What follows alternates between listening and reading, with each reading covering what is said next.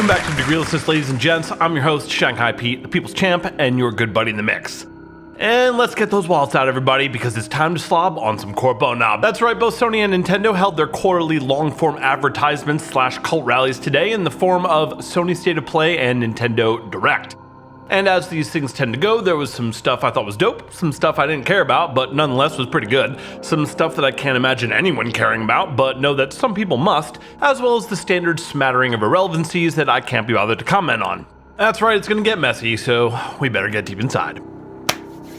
And let's start off with Sony. One, because their presentation was much shorter than Nintendo's, and two, because it's much less nuanced. They kick things off with a reveal trailer for Tekken 8. As many of you know, if it's not Street Fighter 2 Turbo for Super Nintendo or like The Last Blade for Neo Geo, I don't know shit about fighting games. I'm generally bad at them and have a very low tolerance for losing, which combined create a great recipe for me basically ignoring the entire genre. However, I have been made aware by a few people around the DEGREELESSNESS offices that the news of Tekken 8 is in fact very welcome and highly sick. Tekken has always been silly as hell, and the fact that they continue to embrace that instead of shying away from it is definitely working for them. Bullish on Tekken 8 for all my fighting game Gs. Next up, we've got some VR atrocities. I'm not even going to bother commenting on this stuff. What I find interesting is that VR is one of the first instances where we finally got some tech that like we grew up imagining and fantasizing about that turned out to actually be kind of garbo. The reality is just somehow not as cool as our imaginations made it seem like it would be. Turns out no one really wants to sit around for hours with a screen strapped to their face, no matter how cool it looks. I personally didn't get motion sick when I first tried the Oculus, what seems like fucking forever ago, but I definitely got sick of wearing it. We all saw shit like Johnny Mnemonic and stuff back in the day talking about, oh, that shit gonna be fire. Turns out it's not actually that fire. Simple as that. Why do we keep humoring this shit? They just be casually trying to slip this shit in everywhere like, no, G, we not buying that. Stop trying to normalize it. I'm sorry. We all thought VR would be cool. I know, we all thought that, including me, but turns out it just isn't. Y'all want me to pull up the PlayStation Move and remind you how ridiculous that was? Yeah, stop trying to make VR happen. It's not. Okay, just stop. Next up, we got Pacific Drive. My homie thought this was some new Ghostbusters game at first, and you can actually kind of see why. Not a lot of info here, but it looks like some type of cosmic horror adventure / driving game, and that sounds pretty fucking cool. How it turns out remains to be seen, of course, but I love the effort to bring out some new IPs that you really need at Sony. Now on to Stellar Blade and Sin Duality.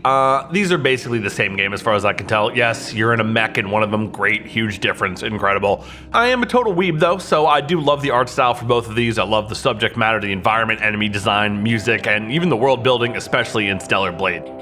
Well, actually, strike that. No, as much as I like anime chicks and mechs, I think we gotta give the nod to Stellar Blade here, because at least it doesn't look like there's any dumb rock gathering systems in that.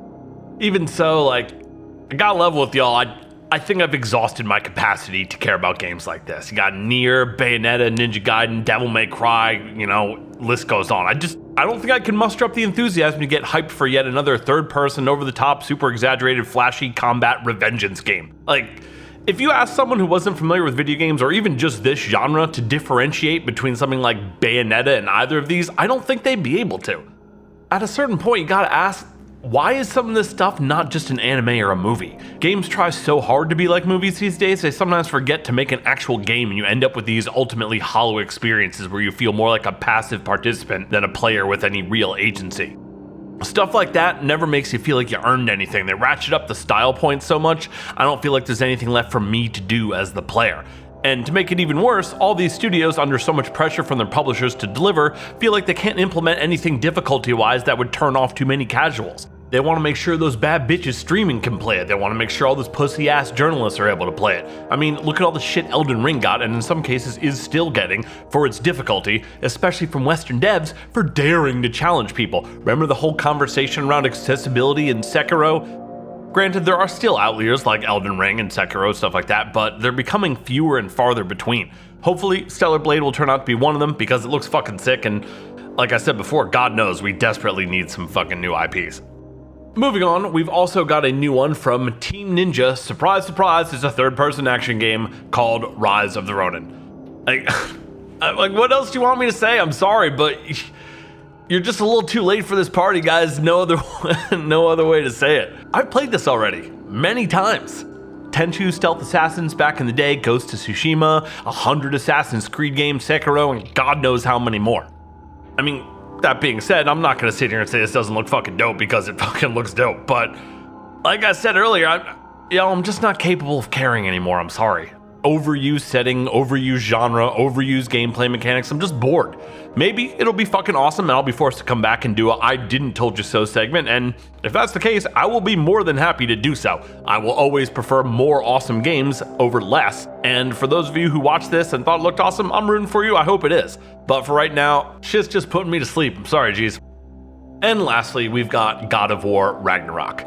I don't really have anything to say about this. Y'all haven't heard 1,000 times before. If you're a God of War fan, you are likely losing your shit over this, and hell yeah, I'm happy for you. I hope it turns out awesome and that you love it. If not, well, you won't care, and I personally don't. So let's move on and talk a bit about Nintendo. Oh boy, Nintendo, you fickle wench, my abuser. What Nintendo will we get today, do you think? The fun Nintendo that puts out phenomenal, incredibly polished, brilliant games that delight fans and shareholders alike? Or the Nintendo that sues and attacks fans while abusing copyright law and releasing hack job versions of freeware emulators for $50 fucking? Turns out, it's a little bit of both, but fuck, you gotta hand it to them in some respects. This shit was so jam-packed, kinda makes Sony's presentation look a little anemic in comparison. First up was, of course, the title and release date for the sequel to Breath of the Wild called Tears of the Kingdom, which drops May 12th next year. Now, I gotta admit, this most recent trailer finally managed to kindle a small spark of hype within me. Previously, I hadn't really understood why people were so excited for this. It looked like it was just going to be a rehash of Breath of the Wild as a quick and easy cash-in, but at this point it seems to have progressed a good bit beyond that, so that's at least a little bit exciting. I'm crossing my fingers for this one, but I still remain pretty far from convinced. I think this shit just looks too much like Skyward Sword to me. Didn't we already do the whole islands floating above the clouds thing? Like, what is this? I don't know, we'll have to see. Next announced were a few entries in fan favorite series, most notably being stuff like Pikmin 4, Fire Emblem Engage, and Octopath Traveler 2.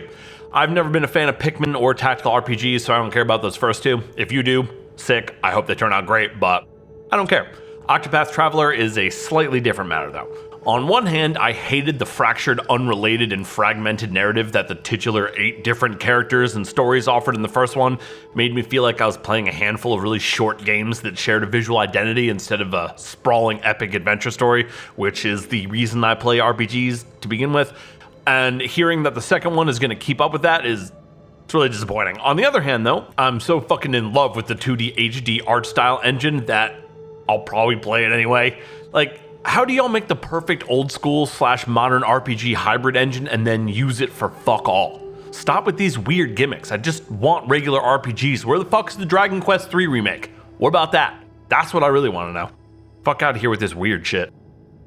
Anyway, moving on, Nintendo's also got some remakes, remasters, and ports on offer because, well, of course they do.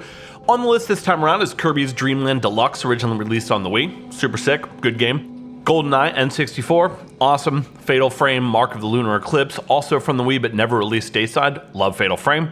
We're also getting a remaster of Tales of Symphonia, not the best Tales game by far in my opinion, but I'll probably grab it anyway. Radiant fucking Silver Gun, bitch, fuck yeah. Add to that Front Mission 1 and 2, Harvest Moon: A Wonderful Life, plus Tunic and Sifu, all great games.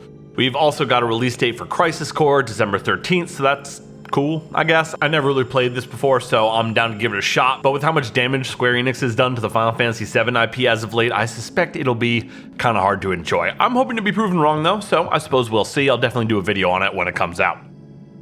We now unfortunately must move on to the dark Nintendo side of the presentation, where stuff like Mario Kart 8, a game I first played almost 10 years ago, continues to get milked with even more booster courses. They're also serving up plenty of buzzwords, microtransactions, and other bullshit disguised as stuff like DLC, plus a whole mess of random nonsense I'm not going to be bothered to go over here, like SpongeBob games, Just Dance updates, and fitness boxing.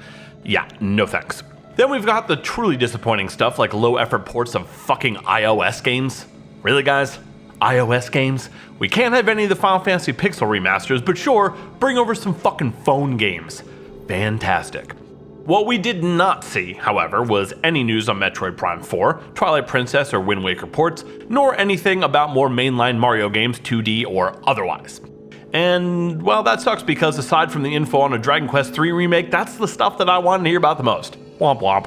Hopefully some of you guys got more of what you wanted than I did. And with that, I think it's time to call it a show. Thanks so much for chilling with us tonight. We love you today. We love you all the way. So that's the breakdown. What do y'all think? Did Sony and Nintendo bring the ruckus this time, or not enough? Y'all hype for any of this? Let us know in the comments down below, and we will be back tomorrow to fuck around with the fuck around. Woke up, smoke up, blunt, then I pass out. Pass out. Woke up, what up, smoke up, blunt, then I'm back down. Back down. What? Yup, woke up, smoke up, blunt, then I pass out. Pass out. Woke up, what up, smoke up.